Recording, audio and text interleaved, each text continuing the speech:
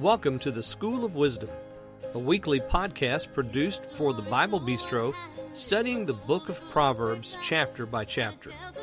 My son, hear the instruction of your father. Forsake not the law of your mother, for they shall be an ornament of grace to your head, and chains about your neck. Now, this week's lesson. Hey there, friends. Welcome back to the School of Wisdom podcast here in the Bible Bistro. Today in the Bible Bistro, you are in the dining room, and you may hear some outside noises and so forth. So just understand that I got the fan going today, and the crickets are chirping outside. So it's going to be a good day. We're looking at chapter 25 in the book of Proverbs. If you would like to get a copy of today's outline, go to my-dailydose.com, click on the blog page. There you just type in outline for Proverbs chapter 25. And of course, you can do that for any of the outlines that we have here on the blog. And they're all free to you. They're a PDF file. Just download it at your leisure. You can use it online, or you can print it out for your personal use at home. Of course, you don't have to do this, 1 week at a time like we're doing it. You can just go back and download all of them, look at them at your pleasure. Enjoy some good Bible study, because this is so good. The School of Wisdom has provided us with so much insight. And today in 25, we come to the first chapter in the third section of the book of Proverbs. Chapter 25 begins, "These are the Proverbs of Solomon, which the men of Hezekiah, king of Judah, copied out." So Solomon wrote thousands of Proverbs. We have that told to us in the book of Chronicles, that he wrote thousands of these Proverbs. So the entire body of Proverbs here is Solomonic. We have, in this verse, tells us that Hezekiah, king of Judah, copied out these Proverbs. So beginning with chapter 25 and going forward, the men of Hezekiah, king of Judah, copied these out. Now, Hezekiah is the 13th king of the kingdom of Judah, and so he is 13 from Solomon, beginning with Solomon's son Rehoboam. So Rehoboam is the first king on the throne of Judah. And then from there, we have 13 kings, and we come to Hezekiah. So Hezekiah is somewhere between 230 and 260 years from Solomon himself. So just imagine, you have a book that is 230 years old, maybe a little bit older than that. And you find it, and these are maybe Proverbs that you didn't know existed. And it's been hidden someplace in a library or a private collection, and the king finds it, and of course this is a good king, so he wants to know these Proverbs because Solomon was the wisest of men. So he wants to know what Solomon had to say. He has his men, that is his scribes and his scholars, copy these down, so we put them in a new collection. So he's preserving what's happened here. It's amazing how the Spirit of God watches over the written Word of God to make sure that it is communicated generation to generation. And here we have a very vivid scene of that happening 230 to 260 years after Solomon had written these down. So now we have this new material, new to Hezekiah, not new to us, and he's copied it out for us, and now it's all been collected in one book called the Proverbs of Solomon. Now, you'll notice if you have the outline how nicely divided this section, this chapter is. We have the king. We have, 6 verses here about the king. We have 3 verses about the neighbor. We have some verses there about words and their effect. We have a section called warnings, a section there about the enemy, and then we have the haberdashery at the end. 4 verses, which I just entitled More from the Collection. So these are just standalone, independent Proverbs that really end out the chapter, don't really fit into any of the other categories. So nice division here. No my son sayings in this chapter, but nice divisions. So if you look at the first one, which is about the king, you'll notice how often the word king shows up. It's the honor of kings to search out a matter. The heart of the king is unsearchable. Verse 5, Take away the wicked from before the king. Verse 6, put not forth thyself in the presence of the king, or in the presence of the prince, there in verse 7. So we have the king or the prince showing up 6 times here. And so we're talking about that royalty and the presence of royalty, and there's a lot to be understood. It's the glory of God to conceal a thing, but the honor of kings to search out a matter. I've always thought that this had reference to the believer and the believers searching for those things that God has concealed, not concealed them so that men couldn't find them, because then that would be futile and foolish, but concealed them so that we could find them after diligent study. And because we are a royal priesthood, a holy nation, I've always seen this honor of the kings, speaking really of us who believe, because it's our honor to search out a matter. God's concealed something, but it's a treat, it's an honor, it's a glory for us to search out that thing and to understand it. Also, one of the things you're going to notice here in this particular chapter is how much vivid illustration is used. Take, for example, verses 4 and 5. Take away the dross from the silver, and there shall come forth a vessel for the finer. Take away the wicked from before the king, his throne shall be established in righteousness. Notice the vivid imagery that's used here. Taking the dross from silver. So you're smelting silver, and when you smelt metal, you have the waste products that float to the top. The metal is heavier, so the waste floats to the top, and you skim off, and that's called the dross, and that is the other stuff that's there, the tin and the other metals and materials that get burned up, and it creates a foamy, nasty-looking skim on the top of the silver or the gold or whatever metal you're refining. And so you skim that off so that you leave only the precious metal behind. And then the precious metal can be poured into a mold or something so that it can be later used by the finer, who will beat it into whatever it's going to be made into and make it look beautiful and shiny and gorgeous according to the metal that's being used. So now take that process and apply it to a king.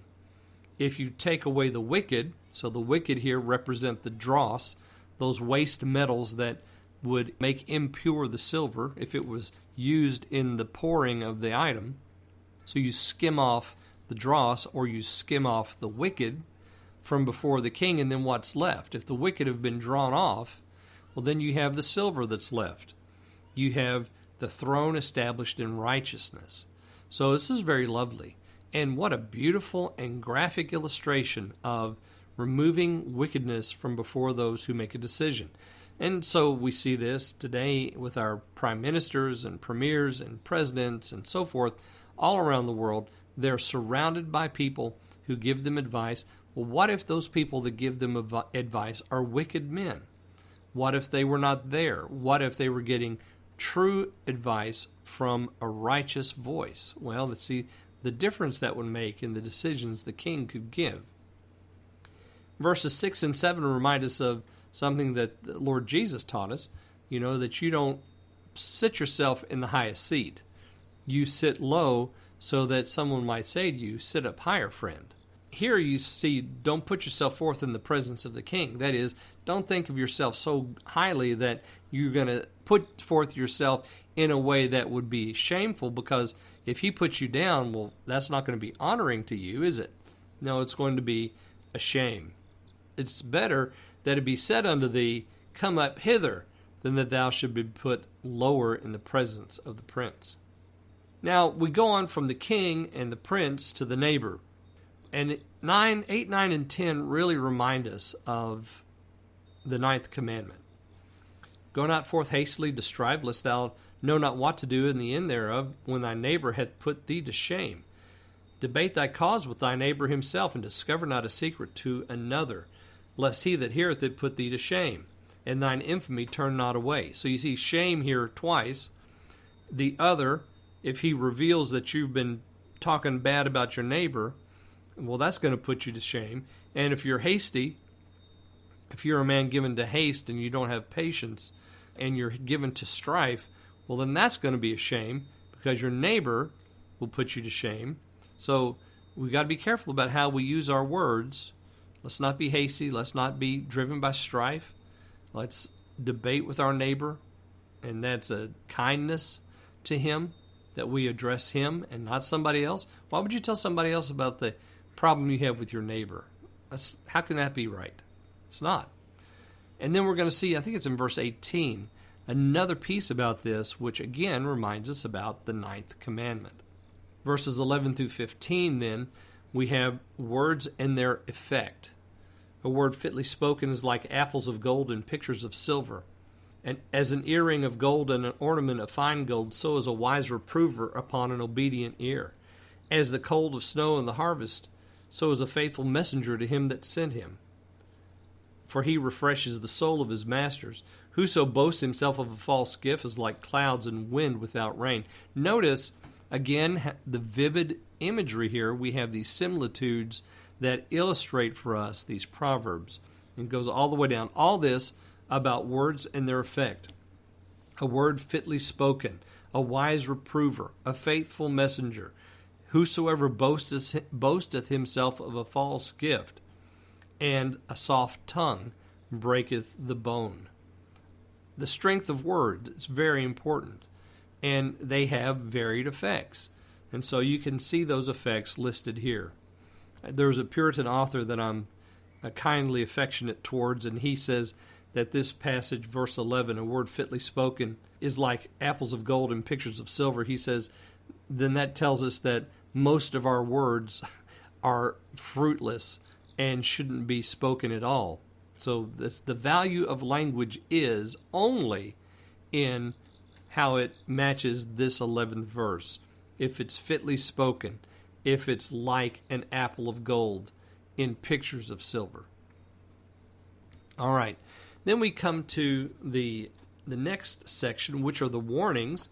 And you'll notice in the warnings section, we have several verses here. There's 5 verses in this warning section. Have you found honey? Eat so much as sufficient for thee, lest thou be filled therewith and vomit it.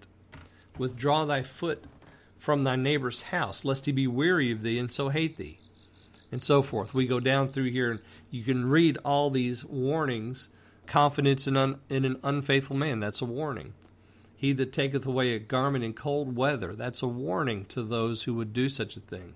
So is he that singeth songs. Be careful about how you approach people. It's not always good to be overly enthusiastic about everything. You don't need that. A man that beareth a false witness against his neighbor, there's our 18th verse, and I said that's reminding us of the 10th commandment. Confidence in an unfaithful man in time of trouble, so forth. Like a broken tooth or a foot out of joint. Understand how that works. And then we have the enemy mentioned here in 21 through 24. If thine enemy be hungry, give him bread to eat. If he be thirsty, give him water to drink. For thou shalt heap coals of fire upon his head, and the Lord shall reward thee. Now remember, friends, we love this verse because it's, all the time we're talking about doing this, giving bread and drink to our enemy, heaping coals of fire. And I think sometimes we believe that that's the point, to heap coals of fire. That is not the point. The Lord is not going to reward you because you've heaped coals of fire. The Lord is going to reward you because you've shown mercy. That's why he rewards you. He doesn't reward you because you've heaped coals of fire, because that's not the point. The point is that you show mercy even to your enemy. If you can do that, then the Lord's going to reward you. The north wind driveth away rain, so does an angry countenance the backbiting tongue. Another enemy is the backbiting tongue. Another enemy is the brawling woman. Notice there in verse 24, it is better to dwell in the corner of a housetop than with a brawling woman and in a wide house. We've had that, actually, this particular proverb before. Another warning. And it's not that the brawling woman is the enemy, it's that brawling is the enemy. It is that backbiting is the enemy. Is that the enemy who is hungry and thirsty is not really an enemy. It's somebody that we should show mercy to. And then we have the haberdashery here in 25 through 28. And I'll let you just look at those. A righteous man falling down before the wicked is like a troubled fountain and a corrupt spring. And then verse 28, probably my favorite one of this chapter. He that hath no rule over his own spirit is like a city that is broken down and without walls. So be careful. We need to be disciplined individuals so that we're able to show discipline over our own spirits. Sometimes we want to, project discipline when we really don't have it. Well, that's 25. I hope you'll join me again next week for 26. In 26, we're going to find a huge section at the beginning of that chapter about the fool. So I hope you'll join me then on the School of Wisdom podcast. Hey, thanks for listening to the School of Wisdom podcast. If you're listening to this over YouTube, hit that subscribe button and ring the notification bell so that you'll be notified every time one of these podcasts is uploaded. I really appreciate all my followers, and I try to respond to each and every one of your questions. Come again next week, and we'll enjoy another lesson in the School of Wisdom.